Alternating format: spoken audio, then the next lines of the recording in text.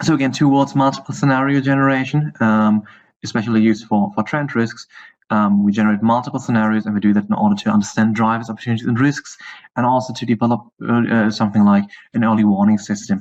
So that's the word. So on the left hand on the left hand side, you find this approach. So we're generating multiple scenarios, multiple versions of the future at once, in order to compare them and to understand how these latent drivers affect the future.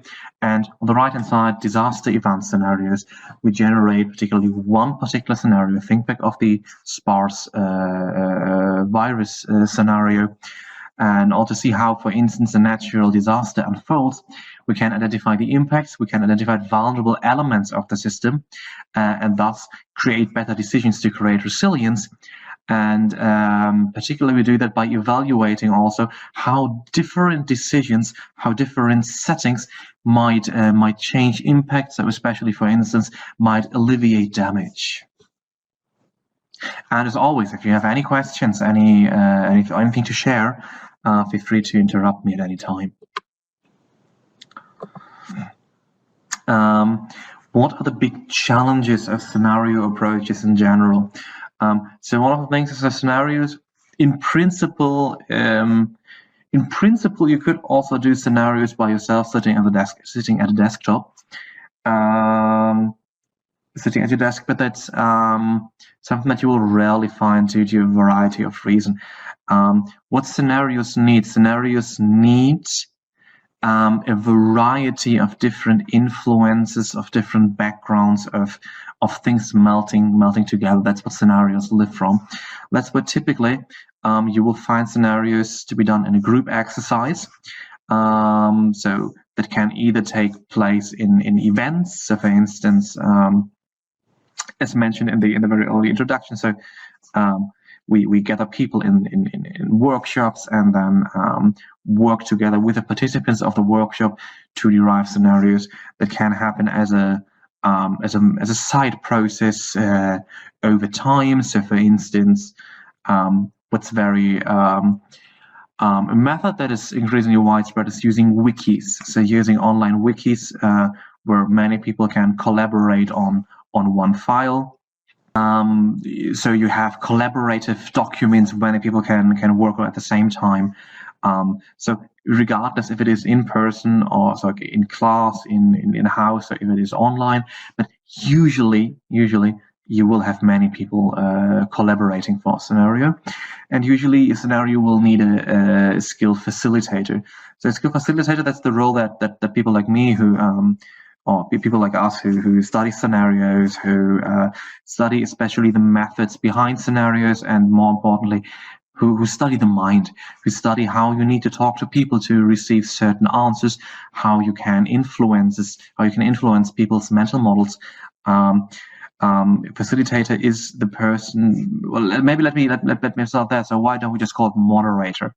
So you could also call it moderator, which isn't wrong. So a facilitator moderates the scenario process, but a facilitator is also doing a bit more. A facilitator also has the role of looking at participants in the process.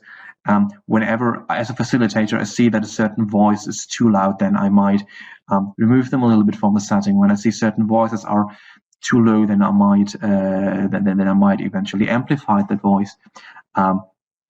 Importantly, when there is a strong disagreement, I, as a facilitator, need to work I need to work towards arbitrating the truth, kind of arbitrating the right scenario in between. So a facilitator has a far more active role in the scenario process than just being a moderator. So a moderator would only be passive and only look at the situation and see where can I be a little of help, while a facilitator really intervenes in the process and steers it however is necessary.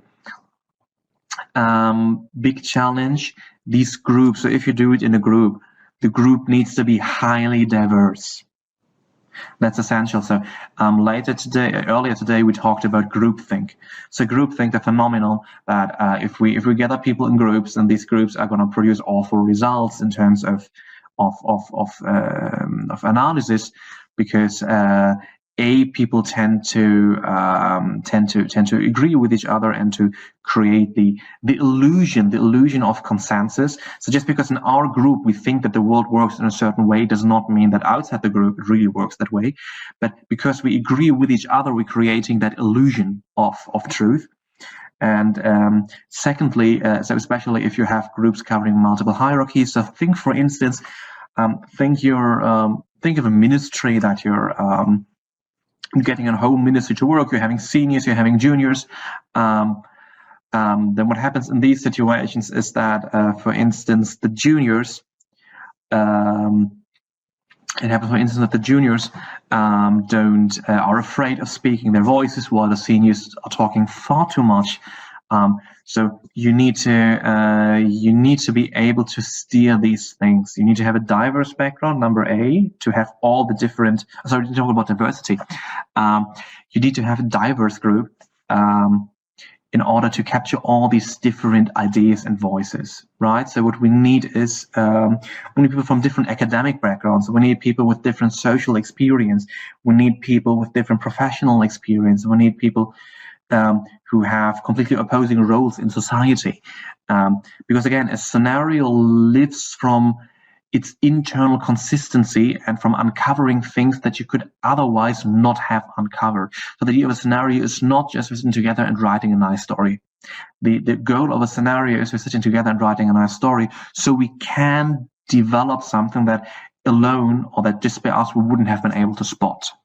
That's the idea, generating new insight. And for that, we need to have a lot of different expertise in that group. So we need to have a very diverse group, number one, and number B, we need to have a group that doesn't, or at least a facilitator that's able to bridge the group away from groupthink.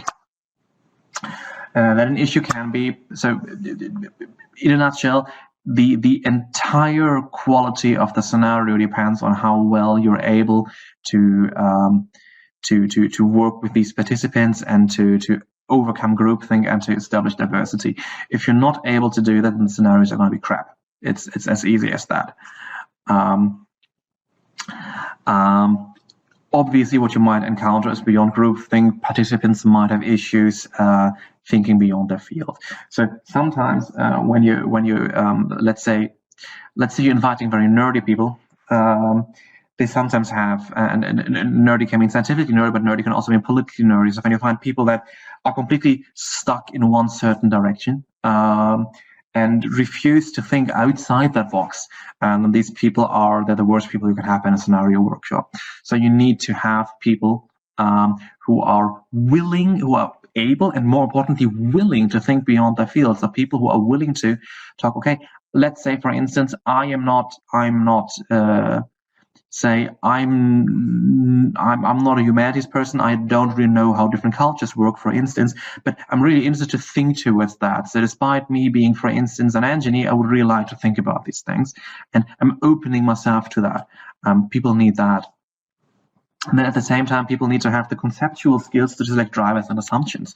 So that means that you need to explain the process to people up to a degree that they can understand it in order to make reasonable decisions. We will soon look at drivers and assumptions, for instance. Participants also need to be knowledgeable enough to provide accurate information, but humble enough to challenge own beliefs. That's an insanely difficult thing. So on the one hand, people need to know enough so they can assist the process, right? So say, for instance, I'm invited to a scenario workshop as say, for instance, an energy economist working on Saudi Arabia, for instance. Then I also need to be able to give at least some insight on these issues, and I need to have some knowledge about that.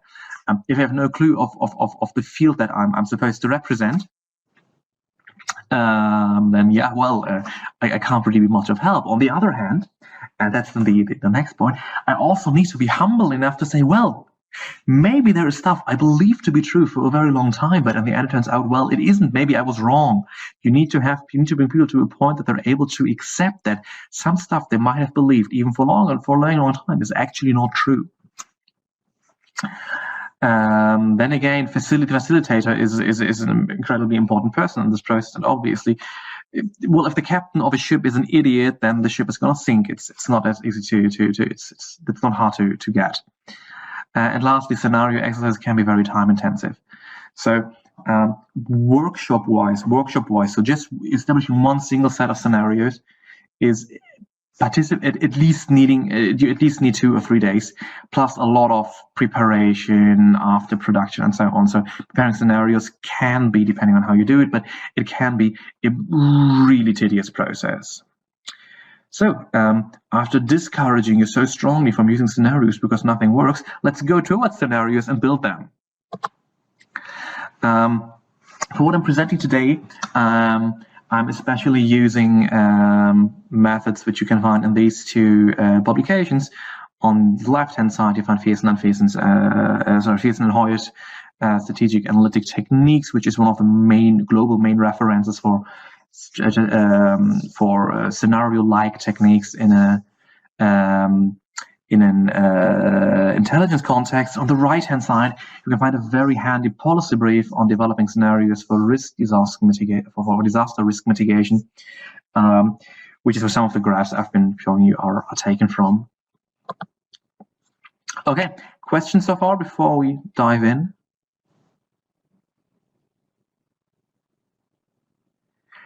Okay, if not, so we're starting out with developing multiple scenarios, and then we're going to go to how to deal with shock scenarios. So what you see in front of you is actually the nutshell of the standard. Again, standard is a very, is a very, well, difficult term to use because there is no standard process, and again there is no standardization, nothing. So you use whatever comes with the flow. You use whatever is appropriate for the question at hand, whatever is appropriate for the participant group, and then also what you as a facilitator think to be the right method in a sense. So in the end, there is no fixed framework, but obviously there are some best practices. And what you see in front of you is one of the most established ways or general paths how to establish multiple scenarios. Rule number 1, we need to identify the scope. So what are we actually doing? That's a no-brainer. And 2, we need to identify key factors. 3, we analyze how these key factors might develop and change over time. 4, we generate the scenarios, and 5, we transfer the scenarios back. What particularly does that mean? So step 5 is something we're going to look at tomorrow. We're now going to look at phase 1, 2, 3, and 4 individually. That means for us particularly, we're going to start out with what's called a key assumption check. Key assumption check, we're going to make the rules of the game. We're going to define how a scenario is going to work and which underlying permanent truths we have. 2, we're going to find drivers. So we're going to find these trends that are important for the system. 3, we're going to build alternative futures. So that means we're going to establish these final states. Remember the cone, we're going to establish these final points. 4, we're going to establish clusters. So we're going to see which futures match each other. 5, we're going to start building narratives. So that means we will write storylines, think of events. And then number C, the last step would be to use the scenario. So for instance, to define indicators, to spot opportunities and risks. That's the most general idea of a process towards developing multiple scenarios. So we start out by the key assumption check. Key assumption check is a stage that many people underestimate, although it's actually incredibly important. What's the idea of the key assumption check? So key assumptions, think of them like the rules of the game. Key assumptions are, you can think of key assumptions, they could be, so obvious key assumptions are, for instance, physical laws. So the laws of physics are key assumption. So in my scenario, I will believe that the laws of thermodynamics hold. I'm not looking at a scenario where the laws of thermodynamics don't hold. Issue number one, key assumption check. We're going to look at, but they could obviously also be social rules, social laws. A certain society always behaves in that way. It could be a key assumption. Key assumptions could be very, very political. Saudi Arabia will always be governed. Saudi Arabia will always be a monarchy. That could be an assumption that I make. So these assumptions, these rules of the game, they define the scope of your scenario. Okay, they define in which scope, in which field, in which area your scenario may develop. And if you think back of this iceberg, model or concept that we have, the key assumptions make up a lot of these underlying mechanics of how your scenario works. Having wrong assumptions, having wrong rules, having wrong key assumptions in your scenario will conceal plausible disruptive change and make it appear unexpected. To stick to that result, say for instance, we're talking about regional security in the Middle East, and say one of our assumptions is the Saudi Arabian government is so stable in itself, it won't disappear.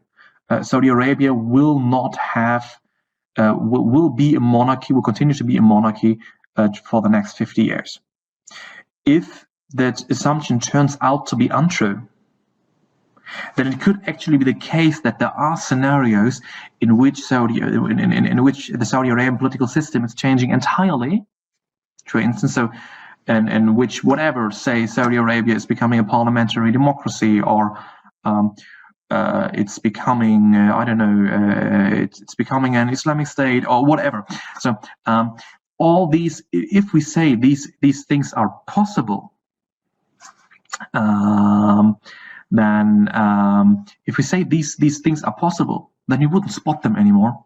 And if finally one day it turned out that one of these things happened, they would say, oh my God, this was a black swan. This is something we would have never expected. No, you could have discovered it if you had just done a proper analysis of your underlying assumption. What if the rules aren't constant? A very, very good point. That is something that we will address to some extent. Let me come. It depends on, the rules, you will typically specify a certain time horizon for your scenario. So your scenario needs to have a well-defined end. The scenarios don't go until Yom Qiyamah. They don't go until the end of all times. But scenarios end at a certain end date. Say your scenario works until 2030. So the first thing is the question is only, does the rule apply until that very end date? Whatever happens later, that's none of your concern. But does the rule apply until the end of that date? Secondly, what happens, it's obviously a question, very good one. What happens if the rules change even during this period? Then we would say they're not a valid assumption, or at least we would make it very explicit that our assumption that this rule only applies for a limited amount of time. So for instance, sticking to that example, it might be a good assumption to say Saudi Arabia will remain a monarchy. Well, it could be. I'm not making a statement on this. This is actually a very deep question, but Saudi Arabia will remain a monarchy for the next 2 years, for instance. So we can, of course, also limit the time span of these rules. But actually, and that's the whole point. The key assumption check has two main functions, two main goals. One of them is obviously defining the rules of the games and making it explicit, but the other one is actually the key assumption check can be the very, very first step to discover really powerful uncertainties. So sticking to that example, let's say this was an assumption and we entered key assumption check for that, for the question Saudi Arabia remains a monarchy. And this intense discussion that we might have might actually tell us, well, this is actually a very strong uncertainty. and these uncertainties that we find, they might really be the very, very interesting things that we're actually trying to analyze in our scenario. So they might become key uncertainties or key drivers later on. Right? These are the two functions. So key assumptions A. If the key assumption is valid, then you have a valid rule. If the key assumption turns out to be wrong, then actually you might have spotted a really interesting uncertainty here. So how exactly does a key assumption check work?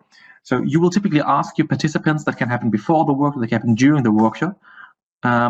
You will ask them to gather all the assumptions they have for a specific question, right? For a specific thing. So again, we define the idea of the scenario, we define a question, and then our participants gather things they believe to be universally true. This will always be the case or never be the case, or vice versa. And then the facilitator is going to discuss them with the group, and we're going to discuss whether these assumptions are solid. So yes, that is in all non-crazy worlds, in all possible worlds, or at least, sorry, in all plausible worlds, this will be the case. They can be caveated. So we say, well, that's mostly going to be the case, but it's not always going to be the case. So then we might need to refine the assumption, or we say, this is bluntly unsupported. Number 3, this is just not true. It can actually be very different. And then it is actually turning out to be a key uncertainty. The key assumption check is very straightforward in theory. It might turn out quite complicated in practice because, so especially the key assumption checks requires your participants to I mean, don't forget, when people name a key assumption, then this is basically a working assumption they've probably used for the past 20 years of their life. And you need people to say, well, maybe my belief about the world for the past 20 years was actually wrong. That's not that easy. As a rule of thumb, which you find in the Fierson and Hoyer book, which you find based on a fieldwork from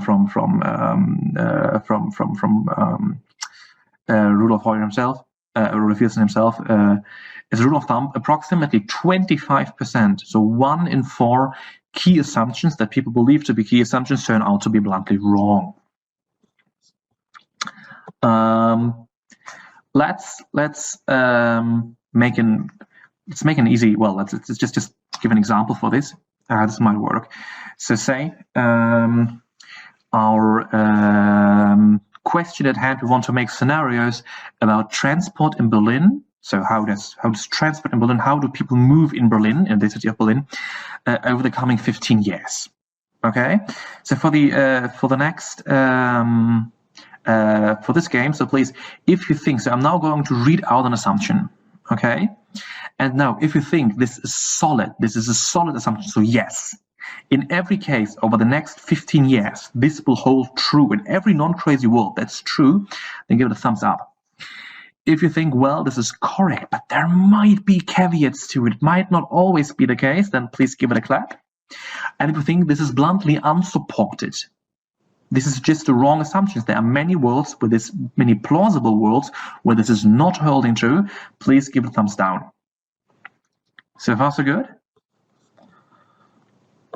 Okay.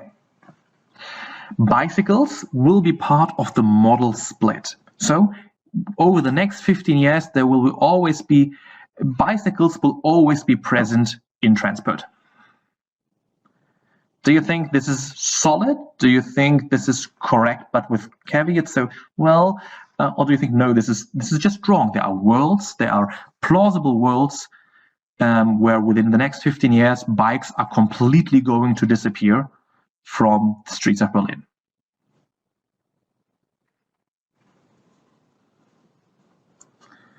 So let me look at the list. Okay, we're having thumbs up, thumbs up, thumbs up. Okay, so many of you try to get more active. I mean, don't be afraid of giving wrong. There are no wrong answers. We're just trying to. This topic is new to most of us, so really don't be afraid to give wrong answers. So yeah, most of you give a thumbs up. I would also I would also say, can I write? How about the other participants? What they think? Probably that's not a solid assumption by some others. I'm only having thumbs up or nothing. Good. I mean, bicycle will be part of model. Is it a Yeah, solid? Seems to be solid. Okay. seems to be solid. So I would also agree. So the extent is obviously a question, but so to imagine. So you always think of the opposite. Can we think of a world? Can we think of Berlin in 15 years where there is not a single bicycle? Yes, okay, after nuclear bomb, but without that one, there will always be someone driving a bicycle. That's not too hard. The share of bicycles will constantly increase. Again, solid, correct with caveats, unsupported. Share of bicycles in total transportation, or what? In total transport, yes. Mm-hmm.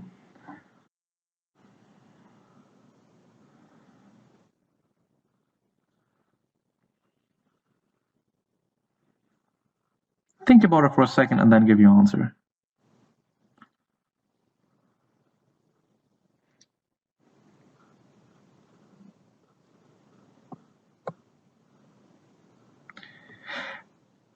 Most of you are too silent. Just give me what you think. There's no at this point there's no right or wrong. Just tell me how you feel about this assumption.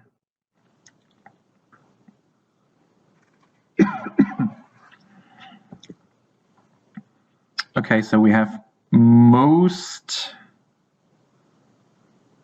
thumbs up. Okay, Professor Mohammed, why would you give a thumbs up?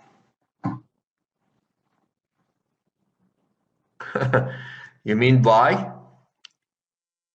Yeah. Yes.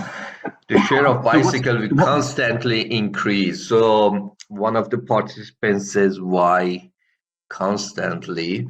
So it's a matter of perception here, I guess. So I think given the increasing concern regarding climate change and more environmental concerns worldwide, also in developing countries, global south, I would say there would be an increasing and continuous tendency to going to use this type of environment-friendly transportation, and in that context, it might be expected to see this type of development. So that's just a perception here.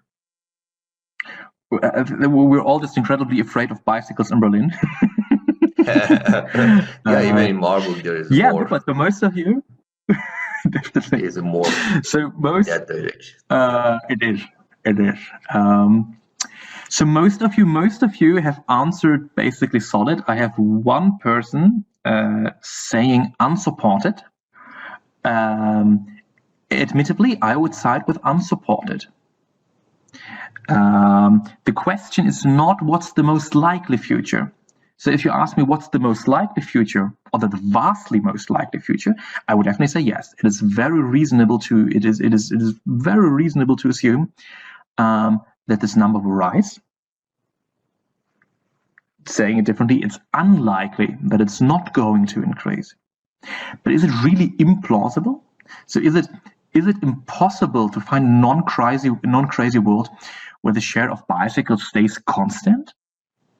I would say no. Say for instance, you have a government in Berlin which is not actively encouraging people to ride bicycles anymore. At the same time, you're massively expanding public transit, and let's say petroleum prices continue to decrease, so people have more incentives to ride a car.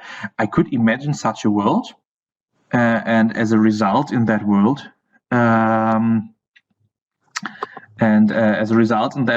the share of bicycles would stay constant. So we shouldn't too much. There is a strong difference between what's the most likely future, or what's the more probable story to happen, and what's possible. I mean, or broadly plausible to happen. So for this one, I would go between unsupported, or at the very most, I would give it correct with caveats. But this is not a universal truth. Or correct with caveats. So I would basically, depending on who the participants are, I would also settle on correct with caveats, because it is, again, it's very, very likely that it's going to rise. It's likely to a degree where you can say, okay, it's almost a valid assumption, but it's not as clear as this one. It's not as clear as that one. So I have two more.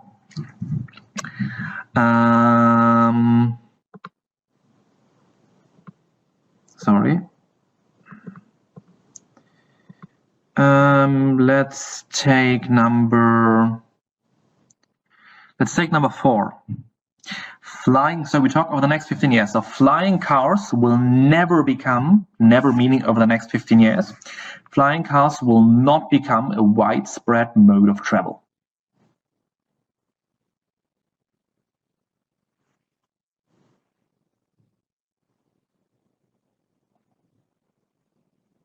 Lydia, I like the explanation. It's a good one. So we have unsupported, supported.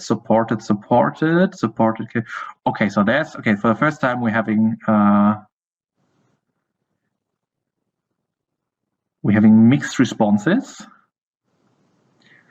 Okay, so for those who say unsupported, could you maybe give your intuition? I personally would say, as a facilitator, I would say this is either solid, or I would say at most it's caveated. What's the reason for this?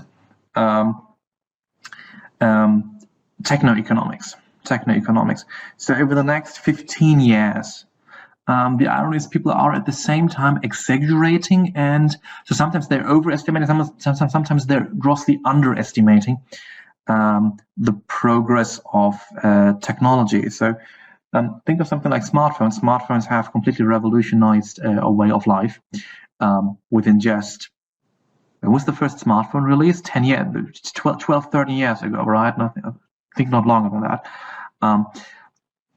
However, that is also due to the reason that smartphones have very strong economies to scale, and that the material cost that you need for that is so eventually you didn't need that much of literally new technology, so really completely new technology to build a smartphone. A smartphone is mostly built on a largely available technology to that point, just arranged in a very interesting concept.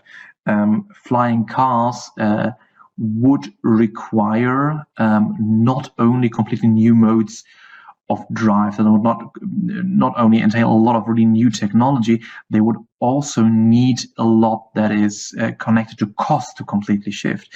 Don't forget that for many people, choosing their mode of transit is a matter of costs. The costs for either getting so over the next 15 years, it is to my opinion reasonable to say that if they exist, so if flying cars exist at all over the next 15 years, then some individuals might have them, but to see them widespreadly used, and that all, obviously you could also enter a legal dimension and many different ones. But I would just say for economical and engineering reasons, this is basically solid. But so you can see how actually, I mean, if you look at them at first, all these things look pretty straightforward and simple, but actually, except for the very first one, you easily get into situations that are getting very troublesome. So I remember one particular assumption that people often have, especially when going towards global issues, the global world order as we know it, so the UN system, all these things, they're going to be present.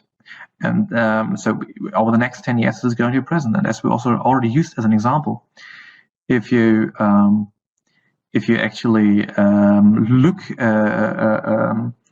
after discussion, you will actually see, no, that's not necessarily the case. You can imagine a multitude of scenarios where this is not necessarily the case. Questions on key assumption checks? If any, okay. In the meantime, I will just go to the next slide. We will have many more opportunities to interact. How So about after establishing this, the last scenario in the previous slide? yeah, What was meant by that? There was a there will there will always be always need for individual modes of traffic. So the question is, over the next 15 years, will people always drive, or at least need to drive, personal vehicles, be it bikes, be it cars, be it whatever? Also, the opposite would be: could we imagine a society?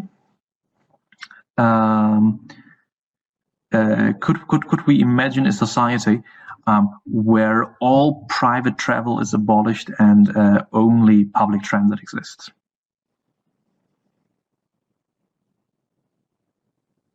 okay. What would you say? There will always be a need for individual modes of traffic. I probably disagree with this. I would say so too. I would say so too. I would say it depends on the nuances. I would say there is demand. I would say there is always some kind of demand that people have for it, but does the demand need to be fulfilled? So, as I'm speaking as an economist,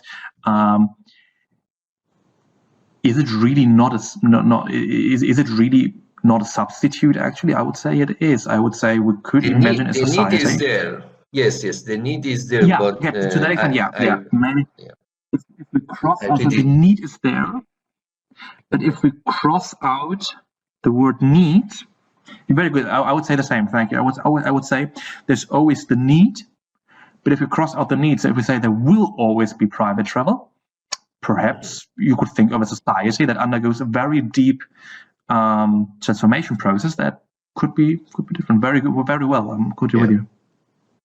There will be a need, but to what extent that need will be addressed or accommodated, that is something. Excellent. Other contributions? Okay. Then let me go on to drivers. So after establishing this, as we called it, the rules of the game, so after establishing the key assumptions, we'll talk about the art of creating a driver. So what are drivers? Drivers are the uncertain forces that affect and change a system. That sounds very abstract. So think of drivers. Maybe it's good to start at the bottom. So what are drivers? Drivers are things that are uncertain. We don't necessarily know how they develop. They could develop in one way or the other, and depending on how they develop, they will have an effect on the system. The idea of scenarios, of multiple scenarios, is built around the realization of drivers. So scenarios are what results when different combinations of drivers realized. How to get these drivers? How to get drivers? One of them is obviously, as we just said, so some of the things, so if you do a key assumption check, then some of the actually unsupported assumptions, some of the assumptions that you kicked out, they might actually become a key driver. Moreover, what you would typically do is structure brainstorming. So structure brainstorming is a process where you will, so typically you will conduct this process in silence. No one is allowed to talk in order to avoid groupthink and any kind of, in order for people to avoid being afraid of raising their ideas. And then you will just force people for 10, 20, 30 minutes to write the most ridiculous ideas they have, everything. Just to write down everything they can imagine that might drive a situation, really in order to reach the system two thinking, to really reach this this really conscious and deep systematic thinking of people to get this idea. So you will gather these drivers in a system, a structured brainstorming, and then you will need to correctly define them. So the art of creating a driver means that your driver will need to fulfill 4 criteria.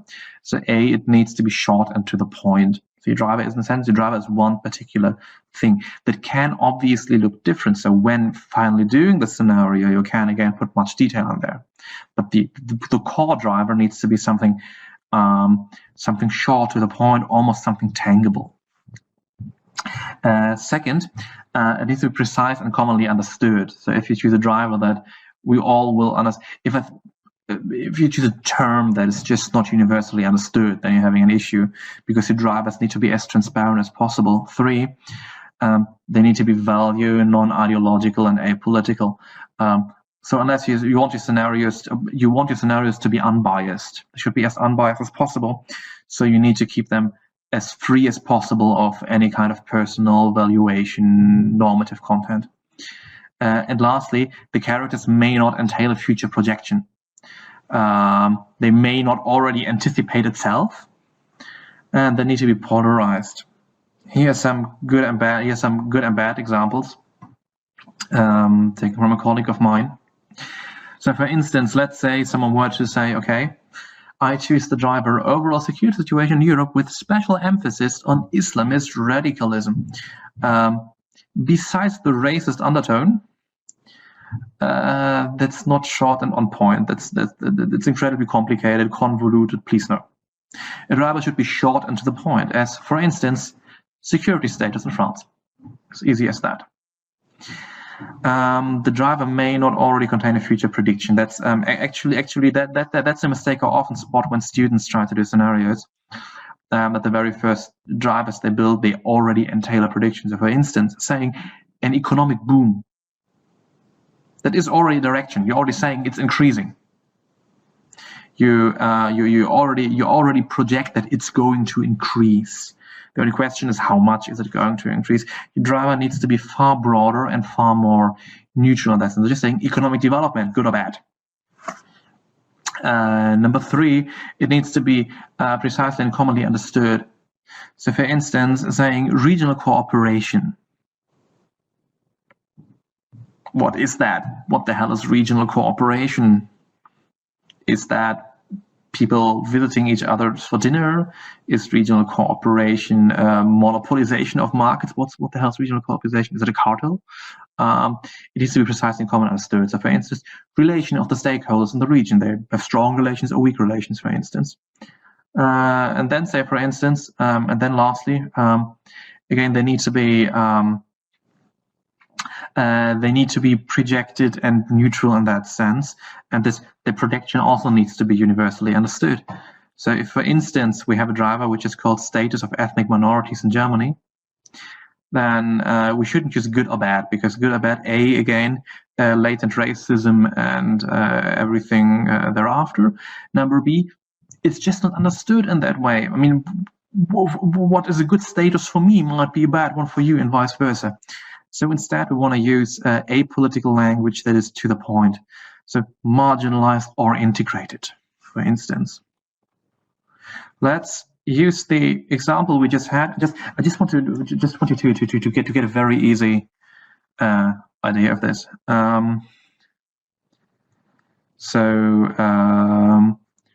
What do you have, for instance? Again, if you can talk, that's even better. If you can't talk, feel free to write in the chat.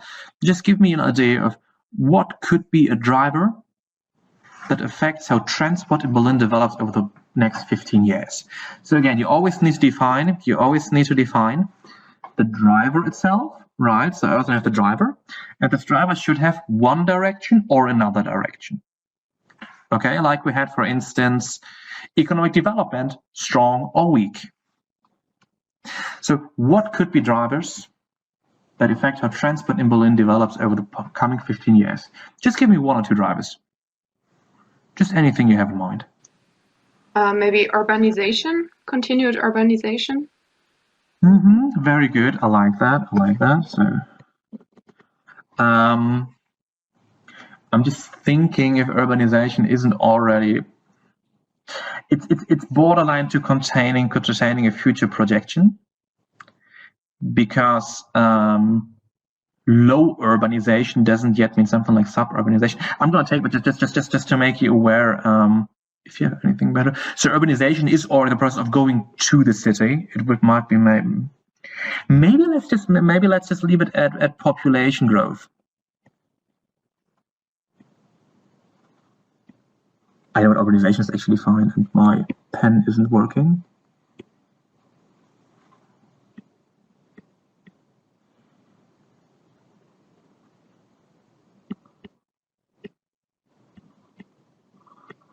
So something like urbanization or population growth. And they're very good. So the two extremes would be urbanization increases, more people are coming to the city, or urbanization decreases.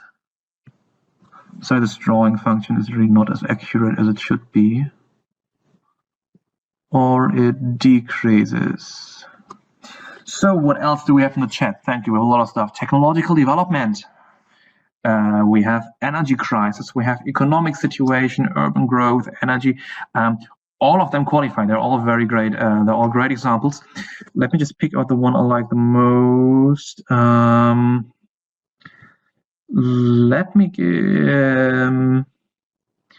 me use the standard stuff as economic development. So is Berlin going to get poorer or richer? So is Berlin's economy moving to be strong or weak? So obviously, when suggesting these drivers, we would discuss them in a group, and then you would obviously need to make a case. So why do you think so? Where do you see the connection? How exactly does the economy influence transit? There are obviously many ways to. So typically, you would then start to discuss these drivers. Some of them are pretty much no-brainers, while others might really end up in intense discussion. Let's say energy crisis, I really assume. So instead of energy crisis, let me, actually an interesting one. So for instance, literally energy crisis or energy, I wouldn't accept them as drivers. I like the idea, but I wouldn't accept them as drivers because to me it's not well understood enough. So what different poles would you have? So I could assume climate policy, that's something very tangible. So climate policies get stricter or get looser.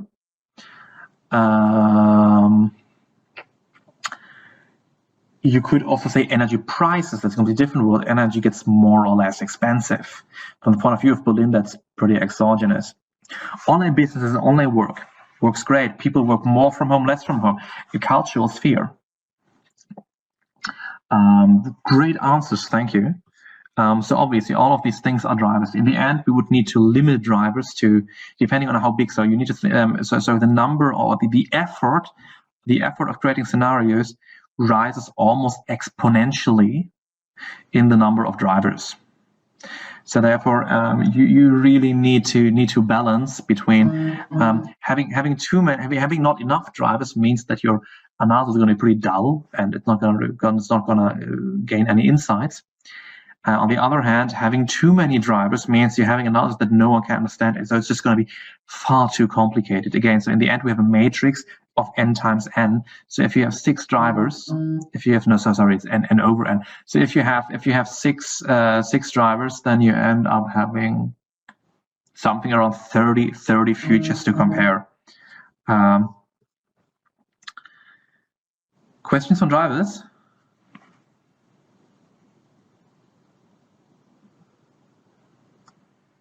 Okay. Then the next step after we found the drivers is building alternative futures. Is there a rule for the number of assumptions on drivers? There's no. So assumptions can be assumptions aren't dangerous. So assumptions you can have as many as you like to. You just don't want. I mean, think of it, when you want to report, you need to detail every assumption. So you don't want to write everything. You don't want to write on the assumption, yes, I believe in my scenarios that the rules of thermodynamics apply, and that I also believe in Kirchhoff laws from time to time. You don't want to stress that too deep because it's just unnecessary work. But assumptions, you can have as many as you like. Drivers, so a typical rule of thumb. So good scenario exercise. So a quick scenario exercise should have at least 3 drivers. A typical scenario exercise will have 6 to 7 drivers. And a really, really, really large one may even have up to 9. But again, so think of your effort and also potentially the people that you need, they will rise exponentially. So for instance, if I have a workshop with 30 participants, then I'm not going to use more than 6 drivers. Everything else is going to drive people crazy. Building alternative futures. Now we come to the very core of it. So building alternative futures itself is an own technique, and it's part of the of multiple scenario generation. What's now the idea? The idea is that we say a specific future is generated by the intersection of certain drivers. So we're going to operate on these 2x2 cross matrices, where it reads, so for instance, on the vertical line we have driver A, on the horizontal line we have driver B. And now, so for instance, here on top, so scenario A, or future A, is a future in which driver A is high and driver B is low. So now what we do is we think of this. Okay, so how would a future look like in which driver A is high and driver B is low? How would that look like? How would such a future look like? What we then do is we give some detail on how such a future would look like, and we give an interesting headline for this. So here's an example taken from the Fierson and Hoyer book, focusing on post-war stabilization of Iraq, where it says, so one driver is the capability of Iraq's security apparatus, and the other one is the wonderful terming, the helpfulness of neighbors. So how helpful are neighboring states when it comes to stabilizing Iran? So these are 2 drivers, as you can see. So these 2 drivers are both defined as having certain outcomes. So for instance, Iraqi security capability can either be ineffective, so it's just bad work, or it can be very effective, so security forces are able to make their way, and so on. So how to read this? So the idea, for instance, let's say on the top right, let's start on the, let's just do the top right. So the top right, so perhaps this exercise was undertaken in 25, just to know, so it's 16 years old. So it would ask ourselves, how would a future Iraq look like in which there is an effective security apparatus and the neighboring states are very supportive? Well, then what the researchers have said, okay, in such a future, I could see that Iraq is able to integrate all the various militias that are present in the country into the army. Probably Jordan would be available to broker a deal. There would be economic aid. And then we can see, okay, the opposite, what would happen? Let's turn to the bottom left. How would a future Iraq look like? Again, future Iraq from the point of 2005, in which neighboring states are rather disruptive and in which there is an ineffective security capability. Well, the researcher said in that case, Syria would probably collapse. With a collapsing Syria, tensions in the region would flare again, and Iraq would disintegrate into civil war. That's the general idea. We look at these drivers and we see how would a future look like. What's the idea of a future in which these 2 drivers interact in a certain way?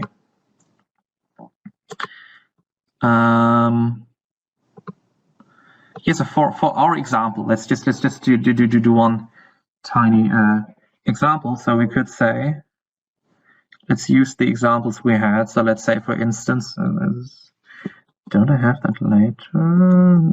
Yeah, I have it there. Okay, let me do that later. So eventually, we're not going to do this for 2 drivers, we're going to do that for all combinations of drivers. So remember, that's what I told you, that number of the effort rises strictly in the number of drivers, because you will need to analyze every single possible combination of drivers. So if you have 2 drivers, only 1 combination. Having 3 drivers means 3 combinations. Having 4 drivers means, oh God, I studied mathematics. That's a bad sign. Should be 6, right? I hope it's 6 and no one noticed it.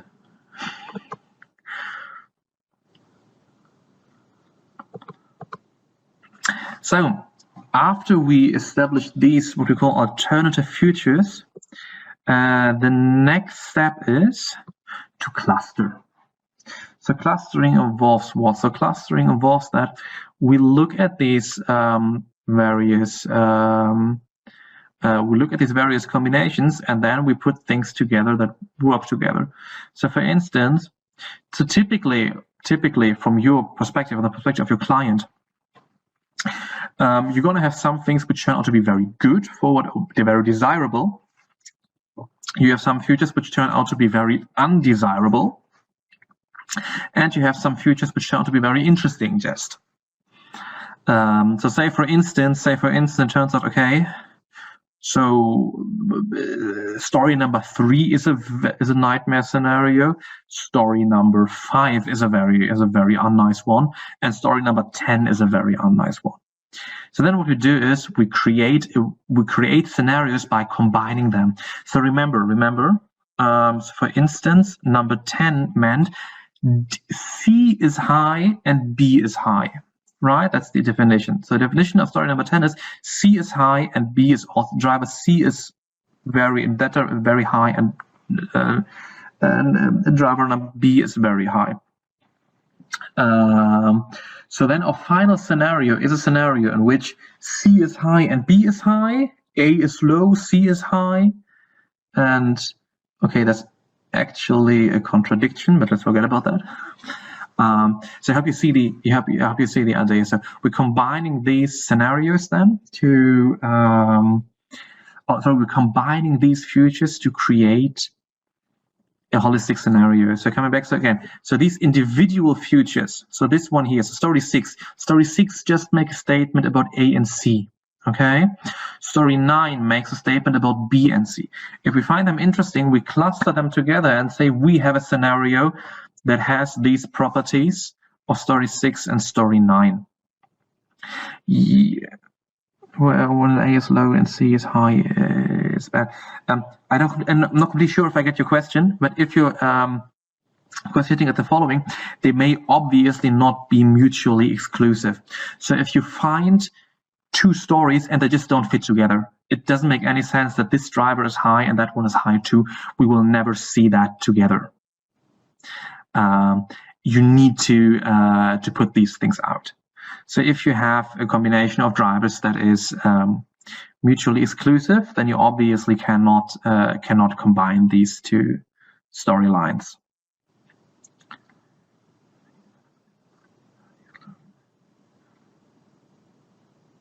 Exactly. So the middle one says the nightmare scenario would be A low and C high. Exactly. So how are you clustering the scenarios? So you're taking stuff together that is, so standard is always best and worst case, but you can always go for finding new and interesting stuff. So sometimes there is no best or worst case, or sometimes you just don't want to have a good or worst case. Then you just go for very interesting stuff, actually. That's how to do clustering. So let's just, so what do you do then? Then you finally come to storytelling. So your scenario needs to get a sticky title, something to remember. The catchier, the better. Okay, so this is not, you're not writing, at this point, at least you're not writing a scientific paper. It's not supposed to cover the situation as well as neutral as possible. You want to have something catchy, something people remember. Like the SPARS virus. No one knows what the fuck it's called, SPARS virus. It's just, I remember it's called SPARS virus. As easy as that. You want to have a name that people remember. That can even be ironic, that can be a word game, whatever. Give you A, your futures, and B, your final scenarios, give them titles to remember. Then you will have a chronology of events. So you will come from here, and have a precise idea of these drivers. So think back of the table we saw earlier in the DWREM report. You will say, okay, my worst case scenario says A is high, B is low, C is high, D, no one cares about it, E is very high. So you will have these drivers. And from all of these sub-futures, you will have an imaginary, you will have an idea of how does this future look like. Well, you then start developing a chronology of events, a timeline. From now until the end of the scenarios, how do events evolve? How do events unfold? In the storyline, you describe factors, you describe actors, you describe trends and events which steer your scenario. So how does the world develop in this specific world that is given by your drivers? So how will transport in Berlin develop over the coming 15 years? For time reasons, let's just do one single example. I'm just using, just for instance, so let's say this is urbanization. I'm just sketching over left, so this is urbanization, which is good, which is increasing or decreasing urbanization. So more or less people come to Berlin. And let's say, which other cool one do I put in there?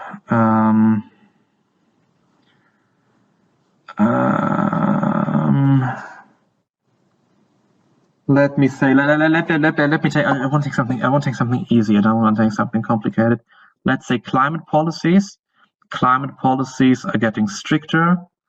Climate policies are getting looser. Okay, so now we need to ask ourselves up here, how would transport in Berlin look like in a world in which more and more people move to Berlin? It's getting ever more crowded. At the same time, climate policies are getting stricter and stricter and stricter. How would such a world look like? What do you think? There would be more pressure on public infrastructure, or let's say public transportation in the sense of U-Bahn, or how's it called? Yeah. Completely true. Overusage of public transit. Other ideas? Very good.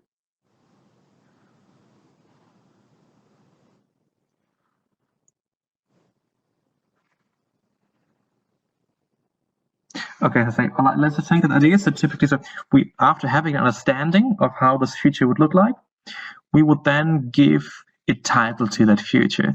So let's discuss. Okay, so 2015. So the city is probably going to try to build some more infrastructure, but it's perhaps not going to be enough, or maybe it's enough, but at least there's a lot of more highly developed public transit, high share of renewables. Interesting one. So obviously, it's hard to make the statement without thinking about our drivers too. So we'll get the holistic picture once we combine different drivers as well. For this moment, we should just keep it as kind of, let me call it neutral, or neutral is the wrong word, as limited to these two dimensions as possible. So what we can definitely say is there's going to be a high strain on public transit. Cars are going to phase out. So we have, let's call it everyone. This is really not nice. So let's call it, okay, I can't write here. So let's say, for instance, the scenario up there is called everyone, let's board the metro, for instance. Okay, so a scenario where you all need to, everyone will need public transit because there's so much more people are coming to the city, and at the same time, you can't use cars because of strictening environmental policies. Perhaps even perhaps a lot of tramways, something like that. Let's go through. So typically these two extremes are pretty obvious. The interesting stuff can often be found in these off diagonal ones. Is there a typewriter here? Yeah, there is. Thank you.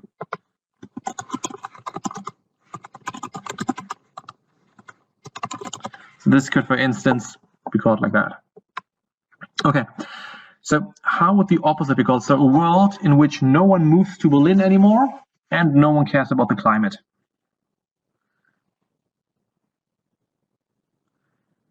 How would that look like? All people in Berlin use cars, and therefore each family has several cars, and then the streets are clogged, for example. And the population stays the same. Mm-hmm. Yes, population stays. Well, at the same time, you very good, very good. Okay, so the question is, so how would this would look like? So not many more people are living. So urbanization minus means population growth in the city has stopped, and no one cares about the climate. Well, if population growth has stopped, I would assume that congestion isn't the main issue, actually. I mean, at least not an increasing issue. So probably, let's call this, for instance, 3 roads ahead.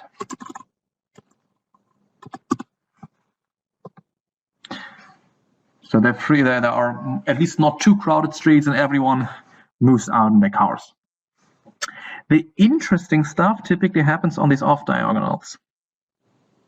So how would a world look like in which there's increasing urbanization and there is no strictening climate policy?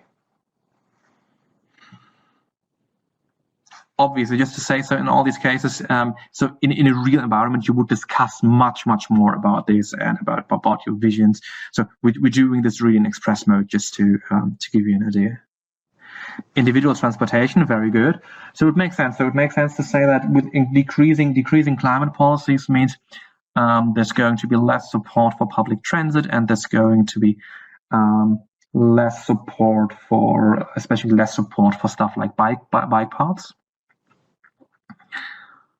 So we would imagine people resorting to a lot of individual traffic. At the same time, it's getting, yeah, sounds good. At the same time, it's getting more and more congested. So probably this means,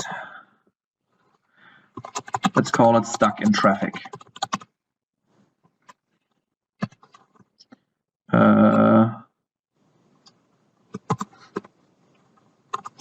Move to Berlin and be stuck in traffic.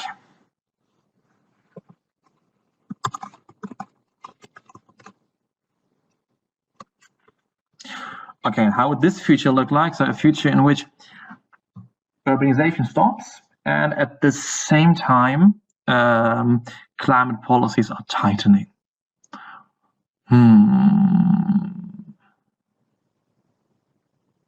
That's an interesting one.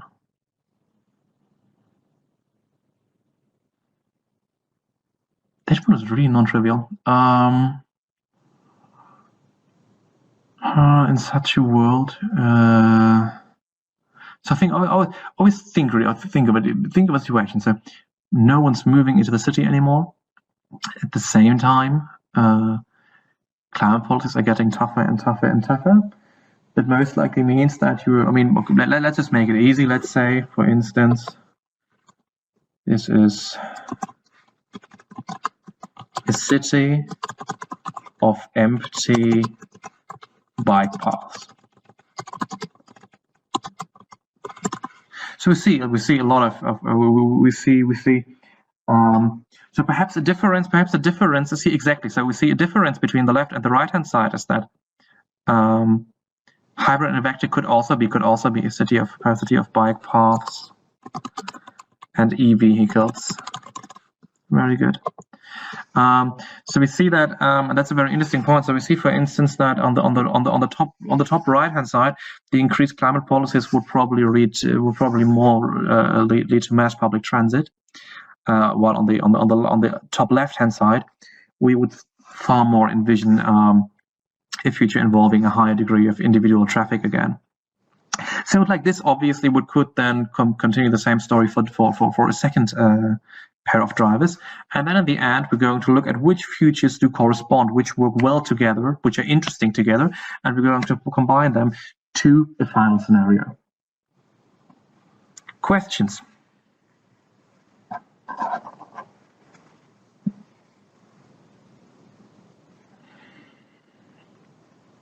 Okay, then I'm moving on to scenarios for disaster events. So this part is shorter than the previous one for 2 reasons.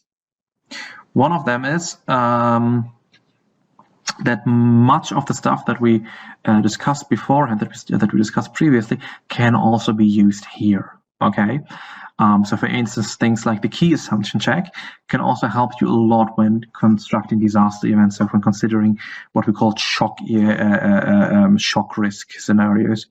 The other one is that the qualitative process to establish such disaster events is typically less stringent ones. So we see that such scenarios, they're strongly relying on background research, maybe even far more than multiple scenario generation, and B, simply because they are much closer tied to an event that happens in the present. That's the big that's one of the big differences. So with multiple scenario generation, things happen slowly today, and they're just kind of excavating. They're just getting larger and larger and larger through time. But in the present, there's not so much happening, right? So any multiple scenario that works on these long time horizons, there's not a lot happening in 2021. Most of the events are going to happen in 2025, 2030. And that's a realm where you need to do research, but your research is far less bound in that sense.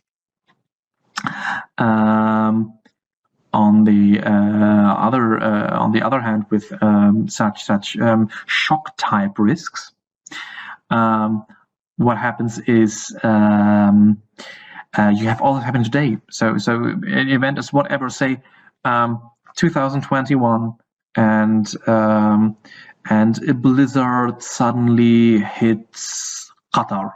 What's going to happen? Okay, I mean, then you need precisely to know how is Qatar working in 2021, because now in 2021, that's when your events actually happen. So that's one of the reasons why disaster event scenarios are far closer linked to background research, and also why they're far closer linked to quantitative research. So disaster event scenarios, obviously not here, but in general, will as we discussed earlier, they will always have, so especially to regather to regather the natural hazard together, how exactly will the disaster itself look like? They strongly built on quantitative techniques for that. So generally, the format that we use for establishing scenarios for disaster events, so establishing scenarios for shock event scenarios is the following. So first, we need to scope the risk. Scope the risk means, so if we come from this perspective, we're looking at a place, okay? So we're, whatever we're now looking at, we're now looking at Bangkok, and we want to know which specific risks does the city of Bangkok have, for instance. The very first thing is we need to specify a question. What exactly is our question? Do we look for who is vulnerable? Do we look to know the consequences of a certain hazard? So we need to set objectives and specify the questions that we're asking. Then the next step is typically background research. So we need to consult literature and stakeholders on this risk, on getting an idea of the place, getting an idea of the risk, getting to know all this background, because again, these scenarios that typically live in the present. You're not working on an imaginary place in 15 years. You're working on a place today, so you need to do a lot of background literature, a lot of background research. Number 3, frame the scenarios. What's happening is we determine the exact type of scenario to be developed. That mostly corresponds to this taxonomy that I presented in the earlier today. So how exactly does this scenario generally want to look like? How do you want to come up with it? And then finally, you move to developing candidate scenarios. So at that stage, probably you will have many different ideas of how the scenario could look like, or by different sub-scenarios, potentially maybe different risks. What's then happening is you need to decide for one particular thing. So think, for instance, back of the of these Johns Hopkins researchers who came up with a sparse pandemic scenario. So probably their only idea was, okay, we need to do some risk assessment of something pandemic related, and that's it. And they had tons of ideas. They had ideas, okay, we could have whatever, say, a large Ebola outbreak, we could have a completely new type of disease, we could have whatever. And then one of the many ideas was, okay, let's look at a coronavirus. And so at step number 4 is you need to choose that which exact event, which exact disaster do you actually look at. And you do that partially based on assessing the uncertainty and the impact these things may have. Step number 5 is then building the storyline. So it's similar to the process we've just seen. You really build up the storyline, the sequence of events. And then you can look at variations, more on that in a second. You then investigate what the scenario means to various systems. So you assess the impacts on overall systems. You then communicate and act based on that scenarios. And lastly, after hopefully someone acted on the scenarios, you're going to evaluate what happened. Has my scenario reached its goal? And you're potentially going to update it with new data, new information, new models, new insights. I'm going to talk a little bit more about step 4, 5, and 6. So So how to develop candidate scenarios. So also for the group work today, you will be in a similar situation where, in that sense, step 1 and 3 is basically already decided for you. But you will not yet know the very, very exact type of thing that you wish to put in a scenario. So developing this candidate scenarios means, again, you have a situation where you say, okay, I have a multitude of different ideas of how exactly this event, this disaster could look like. How do I choose for the right one? So which exact disaster do we talk about? How does it manifest? Where does the disaster occur? When does it occur? And how to choose the risk. So there are two main ideas. So one of them is just because we start with option number B, the uncertainty breadth. The uncertainty breadth is the idea that actually option number B is very closely connected to multiple scenario generation. Because option B mostly ends you doing multiple scenarios. So you say there's a whole range of uncertain ideas. And I choose the scenario/the scenarios that cover the largest amount of the uncertainty, or that covers the largest range of uncertainties. Option number A is you do an impact uncertainty matrix. So that's what you see. That's the wonderful matrix you see below. So you can think for each and every idea that you have. A, what's the impact? So if this disaster occurs, how bad does it get? And B, you consider the uncertainty. You can also see uncertainty in the sense of, well, how much do I not know about this? How much could develop in different ways? These things. And then typically, so obviously, if an event has low importance and low uncertainty, then you're not going to waste your time on it. But especially if you find a disaster that is highly important, so it can have a very strong impact at the same time, it includes high uncertainty, then that's where you want to do your scenario on. Next step, going for the narrative.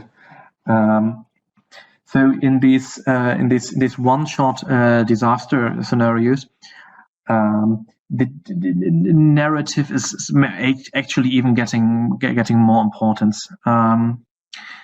Because you don't really have these drivers that move you through the system, but you really need to set a concrete starting point for the disaster, and then you, just like a simulation. So in that sense, actually, such a scenario is just a qualitative simulation of what happens on the ground.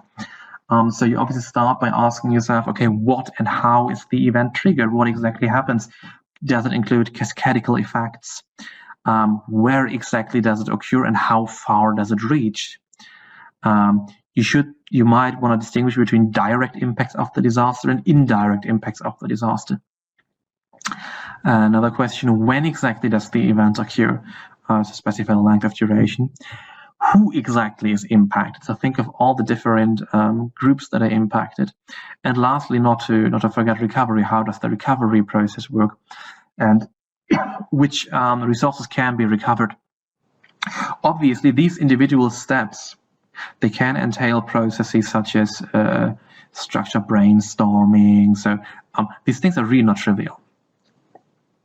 So you create a narrative, you create a storyline, detailed storyline from how the entire event unfolds. Again, quantitative modeling is often used there. And as mentioned previously, so especially at this point, it actually turns out if you have a solid, at least implicitly, if you have a solid understanding of key assumptions and drivers, because again, after you develop the trigger is something you more or less define. So you more or less define the type of disaster, but then based on your understanding of the place, on your understanding of culture, of physics, of whatever, you need to establish how this disaster affects the world.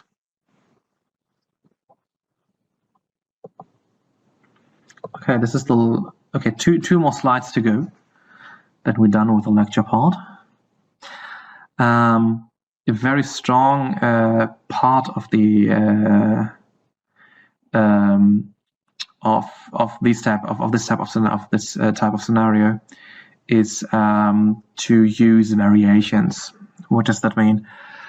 You will typically complete one, let's call baseline scenario. Okay, so one precise storyline of how these events unfold. And then the interesting question that you can actually ask is how, so in a quasi-experimental mode, how would this scenario change? How would my simulation of the events change in case something specific is changed? So for instance, so one of obviously, if certain actions were taken, so that's direct decision support, you can directly analyze how would a certain emergency response plan, how would certain infrastructure, how would certain policies change or have changed the narrative. Or for instance, if exogenous parameters were different, so you could ask, okay, if the same event happened, but say 2 kilometers more south, how would that change the event? So to a large extent, I'm of the opinion that the strength of these shock risk scenarios is coming from these variations. So from having a storyline as a baseline and then asking, okay, how would the storyline change if certain things happened? And then lastly, assessing impacts. So typically a scenario will focus on a rather tight scope. So you will have a very limited perception of what you think of, the system you think of. At that point, at that point, it's very important to think beyond. So to think beyond the systems that you have thought of, and to consider how does the disaster impact systems beyond the one I was just talking about. So generally speaking, you should think of the entire Stample Plus framework, where Stample Plus stands for social, technological, economic, military, political, environmental, and cultural systems. The same thing obviously also applies to drivers in multiple scenario generation. You want to really look across this entire spectrum of things. And then after doing that, you look at the storyline again. Does the whole storyline still hold true, or do I actually have feedbacks within these different systems that might change how my storyline looks like? Lastly, and that's what you see, for instance, at the sparse report, you should make a scenario very vivid. So, for instance, explain the story from different points of view. How does the story? How would this disaster affect you if you lived in that place versus if you lived in that place? Imagine societal and cultural responses. So think of, okay, literally, how would social media react? You could draw imaginary. So we'll talk a little bit more about visualization and about using scenarios tomorrow. But that's it so far for that part. Before I go, okay, then let me walk you through today's schedule. So again, I removed some of the proposed content, and eventually I decided only to give some brief insights into how progress can be monitored by means of indicators, and secondly, I'm going to talk a little bit about communication, and then the remainder of today is booked for group work. So the very idea of indicators is the following. consider. Okay, this is not work. I think I need to do this for it in order to work. Yes. So the very idea is that obviously, so when we eventually reach this point here in the end, so once we reach 2030, 2040, wherever we are, and we eventually observed, so when everything realized, then it's easy to say, hey, guess what? That's the scenario I'm in. Okay. The cursor doesn't work. Okay. However, one of the main points of scenarios is actually that we're that we'll be able to spot things early on. So that's the real, I mean, that's one of the real merits of scenarios. So again, it's about considering, it's about understanding where the world is going long before it happens. It's one of the main ideas. So we want to know which scenarios, which way the world eventually takes as early as possible. So literally, while being there, I also need to know, okay, that's where I'm going to end up. And one of the traditional tools to do that are indicators. So how to define? So indicators are observable phenomena that can be monitored to track events, spot emerging trends, and warn of changes. Eventually, creating indicators doesn't only appear with a scenario. So you can also have indicators when it comes to just, let me say, for instance, in law enforcement. So law enforcement also knows indicators. So if you literally, so a textbook, an example from the textbook is, for instance, say you want to find a drug lab, so a place in which drugs are produced, and then as a law enforcement agency, you would sit together and think about, okay, how can I see from the outset what are clear signs that a house might be used for producing drugs? Right. So this is also, indicators aren't necessarily connected to scenarios, but generally. So whenever we have something uncertain, and we need to look out for clear signs that tell us something about the uncertainty. That's how we use indicators. But again, obviously, so indicators are most used in terms of scenarios today.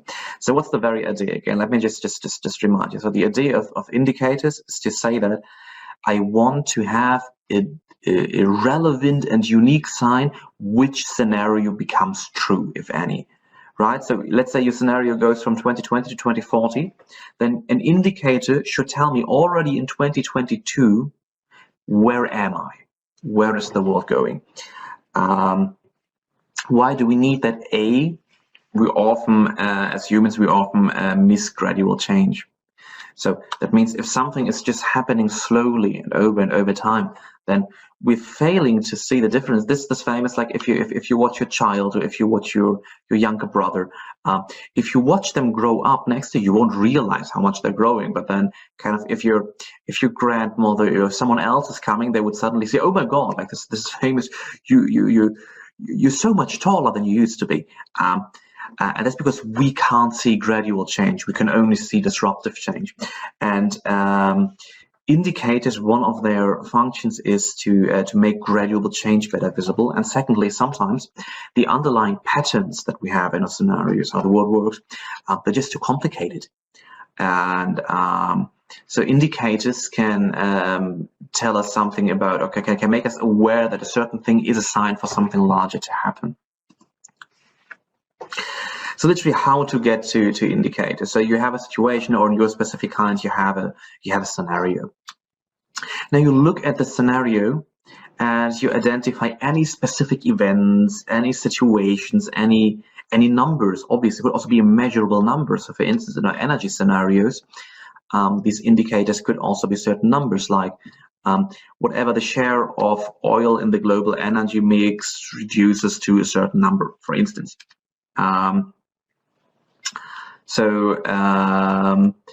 Anything that you expect to see when a certain scenario realizes.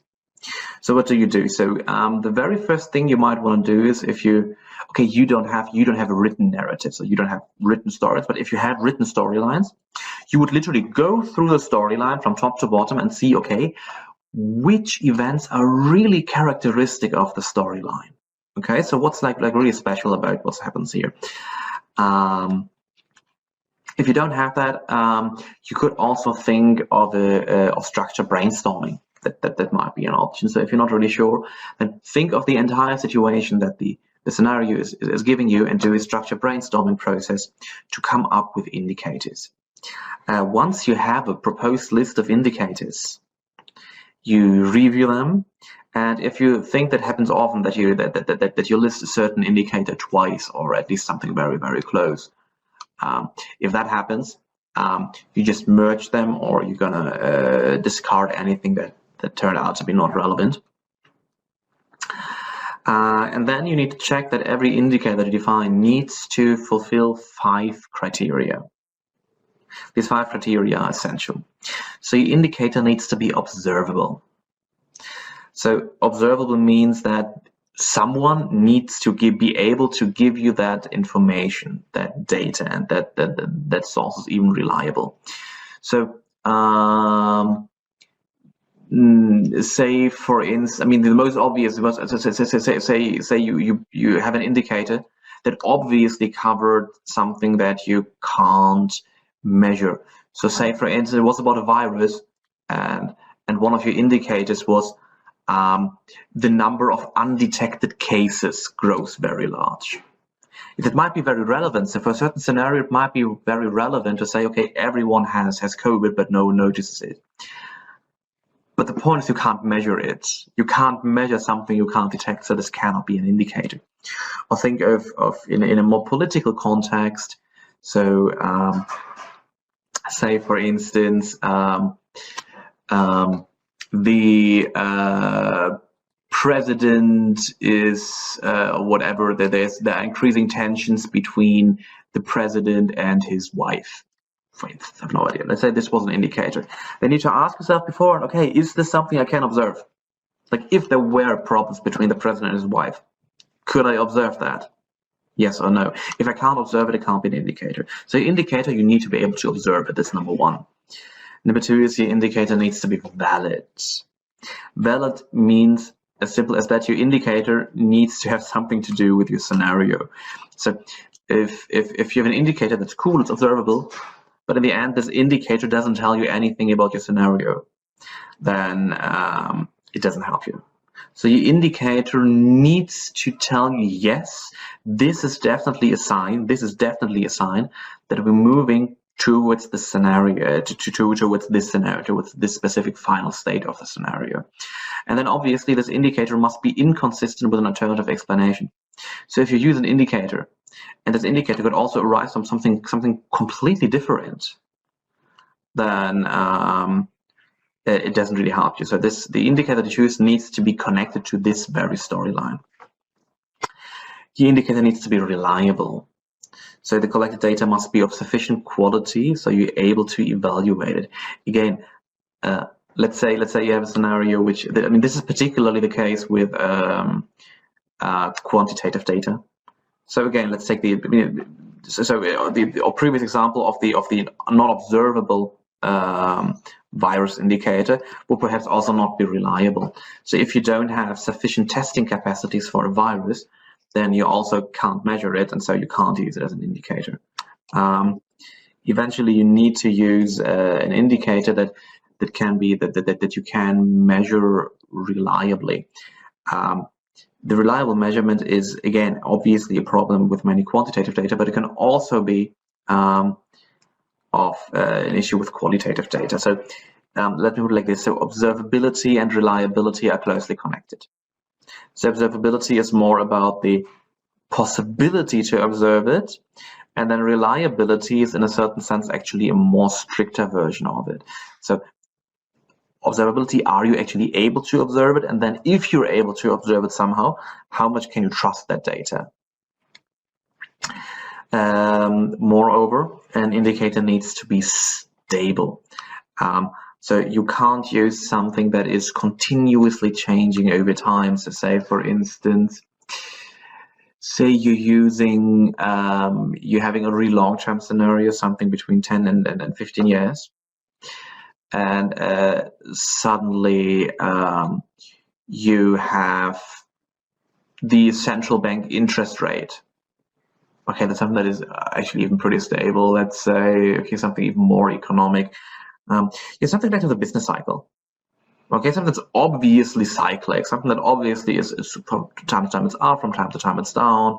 Say as simple as that, something GDP related. GDP increases a little bit. Yeah, that can have many reasons. No one knows why, and that doesn't really help you. So it needs to be something that is at least sufficiently stable over time. It doesn't just occur. It doesn't just have cyclic behavior, and it allows you to track an event. So again, indicator, there can be an event. If it's an event, then it's definitely stable. So if I say, for instance, my indicator is whatever, say Turkey is Turkish military is deployed on Greek soil. That's an event that's obviously stable. That's something that happens, and that's something observable, and so on. Everything's nice. So if you're tracking an event, then the stability is not an issue. But especially if you're tracking gradual change, so if you're tracking numbers or something like that, stability can be an issue. Stock prices are too unstable as an indicator. Yeah, perhaps. I mean, it depends on the framework of your scenario. So if your time horizon is something like 2 years, and say you have scenarios about divestment of fossil fuels. So the scenarios are about if fossil fuel industry is getting stronger or not. Then stock prices might be a very valid indicator. So stock prices of major fossil fuel companies are decreasing. That might be a very valid indicator for this case. Well, if you're doing the same story but on a time horizon of 20 or 30 years, then this would get increasingly questionable, because then you would need to start to. I mean, here's the point again. That's the next point. Your indicator should be unique and unambiguous. So then you would need to start to sort out, okay, well, in year 2 of 30 years, the stock price of British Petroleum is decreasing. Is this just a matter of the current economic crash? Is this whatever, say, because people just don't like BP anymore? Is it like really the thing that you actually want to measure? That's when this whole thing gets messy, and therefore, so the longer, so rule of thumb, so the longer your time horizon is, the worse everyday economic indicators get for such a thing. That brings us to the last one eventually, which is uniqueness. And uniqueness is typically maybe the toughest criteria that you have to build indicators. Because if you have competing, so here's the thing. So if you only have one storyline, then it's not an issue. But if you have multiple stories, multiple scenarios, then you need to make sure that the indicator which you propose is connected to that very scenario only. Or at the very least, you need to be aware of it. So again, say we have, let's say we have scenarios about the potential escalation of the Greece and Turkey conflict, for instance. And let's say one of our scenarios ends with an all-out war, and another scenario ends with heightened economic tensions. Okay, for instance. Then if you say, okay, say for instance you want to define or you want to say diplomatic relations between Turkey and Greece are abolished. Well, that could pretty much be the case. I mean, definitely this might be a very good, this is something you can observe, it's something that's valid, it's something that's reliable. But here it comes. So for these two cases, might be the case, both in terms of very heightened economic issues, or in case of an all-out war. In both cases, we would perhaps see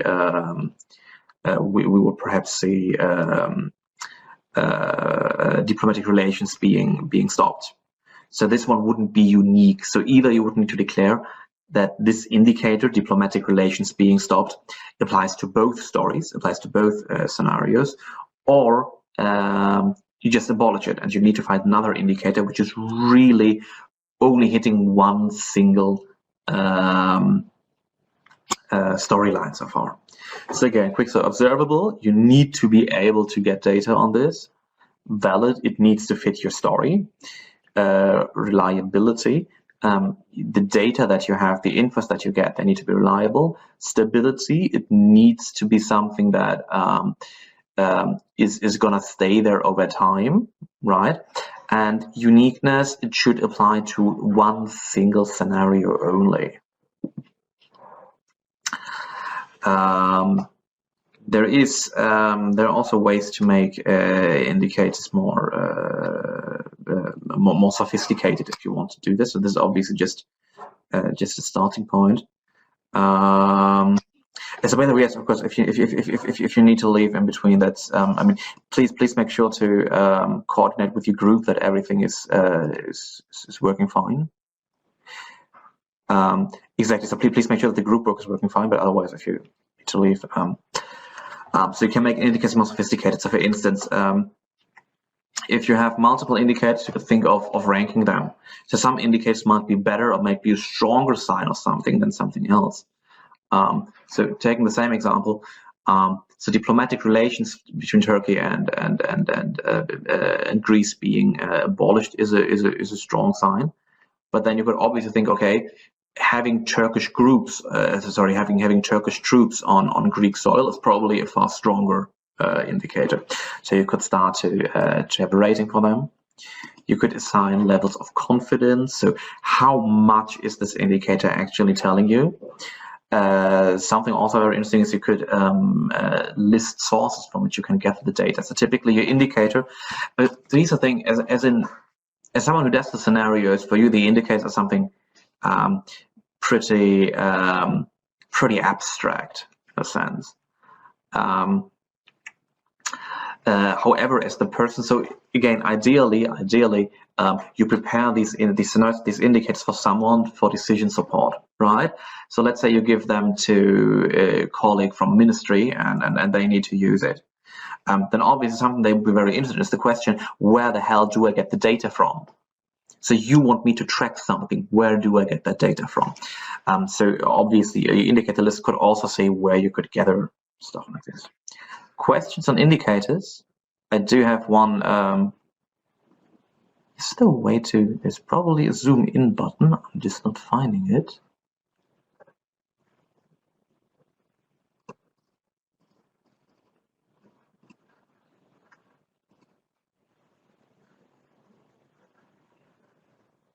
Okay, there's apparently no zooming in button. Okay, we don't need to read that in detail then. So eventually, this is just taken from a study shared by just a random example from a study shared by Chatham House a couple of years ago in 2012, I believe 2012, on rising tensions in Yemen. And so just so you see how such an indicator list could look like. So typically you have your different scenarios on top, right? And then you have different, let me call it dimensions. Okay, so dimensions referring to the things that you can observe. So for instance, how does this read? So this, for instance, tells me what, for instance, happens to corruption. Okay, so how can I track which scenario I'm in? Well, if you look at corruption and you see that corruption is increasing, then you might be in the degeneration scenario. If you see no change in corruption, then you might be in choices deferred. If you see there are efforts, but they're ineffective, then you might be in reform gone awry. Or if you say that corruption decreases to a level that allows reinvestment, you could be in the transformation scenario. Okay, so that's how to read a list of indicators. So you have all these different scenarios, and then you have different dimensions to look at. By the way, not every scenario needs to have an indicator in every dimension. If it doesn't work out, then it doesn't work out. But again, the more you have, the better, of course. Questions on indicators?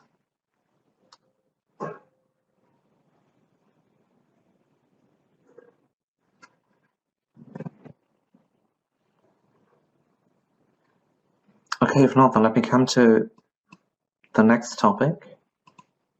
Feel free to think about it. So by the way, depending on what you do, so if you're doing an academic exercise, so if you're writing a scientific paper or something like this, then honestly the indicators aren't really interesting. If you're writing a scientific paper, then you're most likely interested in the storylines themselves. While if you're going to decision makers, then for decision makers, actually from time to time, they're absolutely not interested in the scenarios themselves, but actually some decision makers might be far more interested in the indicators themselves. So how important indicators are, that depends to a large extent on your audience. The audience is exactly the right keyword to go on. We go towards communication and user assessment. So eventually, we've only been talking about scenario construction so far. So we've been talking about the process, how does a scenario come into being? And that is ironically very much in line with reality, because I read the number once. I think some 70 or 80%. So if you look at overall the literature on scenarios, and some 70 or 80% of literature is covering scenario generation, scenario construction, how to do scenarios. It's covering scenarios that people have constructed. However, only a tiny small minority of the scientific literature actually looks at the question, how do users assess scenarios, and then how scenarios are used. So these 2 points combined, they're only approximately one quarter of the literature. Although, and that's what we've been learning increasingly over the past years, also in the energy industry, that this thing actually matters so much more. So over the past years, we've been seeing increasing number of seminars for both scientists and policymakers covering on how to communicate scenarios, how to use scenarios, how to understand this multitude of scenarios. So think about, again, we talked about that yesterday, in the energy industry, we talk about, so I currently have a study in which I compare them. In terms of I'm only talking about the prominent stuff. You have some 260 prominent global energy scenarios released every single year. So how to compare between scenarios. So all these issues are quite important ones. Eventually, when it comes to user assessment, so when users assess scenarios, then one important point is the perceived plausibility. Remember yesterday when we talked about the scenario cone, the cone of plausibility. I think we also had in the first, so when we considered this thing here, we talked about the term plausibility. So plausibility, we define plausibility as, in a very rough way, a scenario having consistency, a scenario making sense. The real notion of plausibility, of course, goes far beyond that, and is a very complex one. And interestingly, plausibility is very much a perceived characteristic. So far more important than sometimes something is plausible only because it is perceived as being plausible. And thus an important question is, how do you actually make your stories look plausible to a reasonable extent. From the same story, this is from the same study. This is from a colleague from University of Stuttgart. She eventually assessed in a series of experiments how users So what she did is eventually she gave one and the same set of scenarios, but using different visualizations, using different techniques, and 2 different users, in order to assess to which extent and how these various ideas of presentation, the type of the user, how do these things affect perceived plausibility? And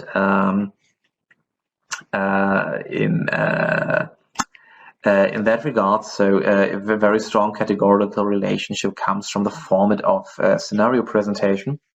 Interestingly, so I think I mentioned that yesterday, so her study showed that scenarios that only work on storylines are considered less, again, plausible than scenarios that also have some kind of graphical description of their interrelations in there. So even if users might be mainly interested in the storylines, still, if you're able to show these underlying mechanics, if you're able to visualize these underlying mechanics in your scenarios, they might be considered more plausible.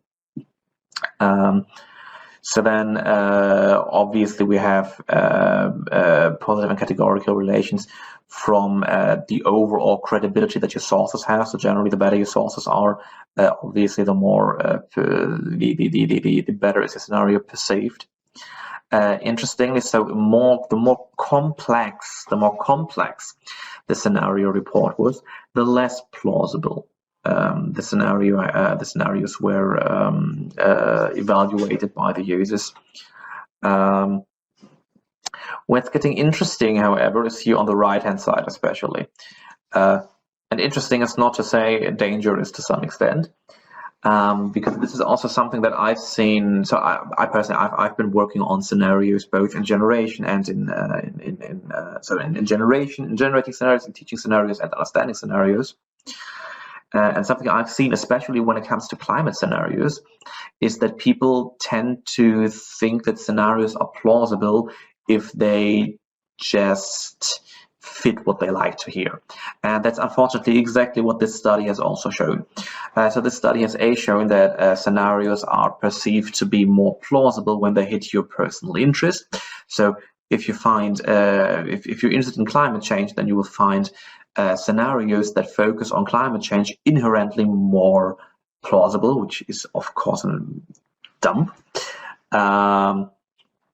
And at the same time, and that's the even more dangerous one, is the correspondence with own worldviews. So scenarios that match the desirability or your own ideas were considered more plausible. So in other words, if I'm giving you a scenario, or if I'm giving to a random person, if I'm giving that person a scenario, and what I say in that scenario either matches their beliefs, or it's something they want to hear. So they want, for instance, they want to be in a world where there is no climate change, where everyone's happy, then they will perceive this scenario as being more plausible, which is obviously one of the most awful things you can have, because that's basically against the very idea of scenarios. Scenarios are supposed to give you an unbiased idea of the future, and they're not supposed to be a romantic vision that you would like to dream of. Yeah, so much to that. So this is only, so you should always be aware of, in the background at least, of the question, how does your user evaluate the scenario? Because again, even if you have a scenario which is, let's say, your scenario is awesome and it's completely unbiased, if something like that exists, still you need to ask yourself, how do the users perceive plausibility, and how to make something look plausible. Questions to that?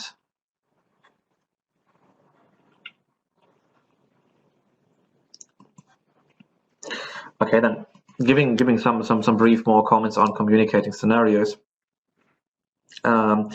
Again, so given how important scenarios are for decision making in this world, the research on how to communicate scenarios is There is literature, but it's comparatively sparse.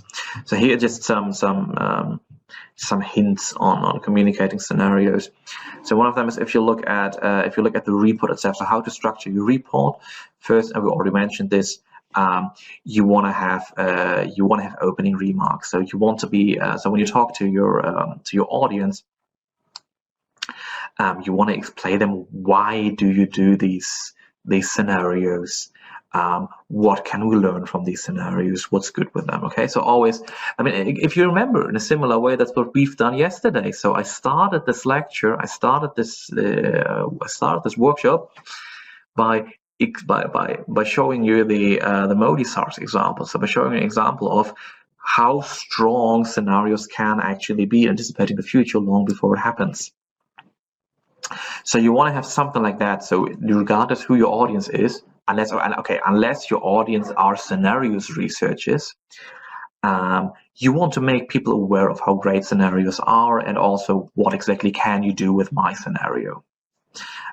Second, you clearly should present the question that you actually look at. So that's one of the, we haven't mentioned this, but obviously, so scenarios and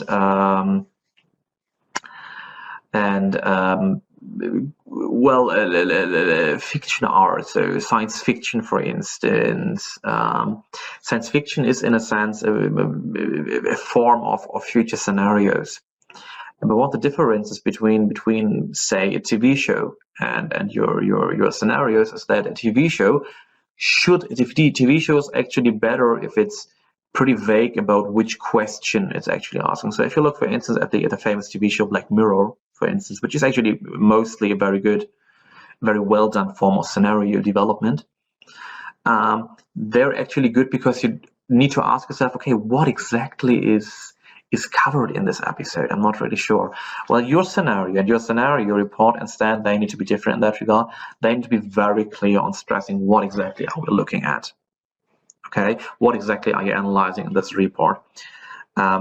Again, use vivid names. I can't stress that enough.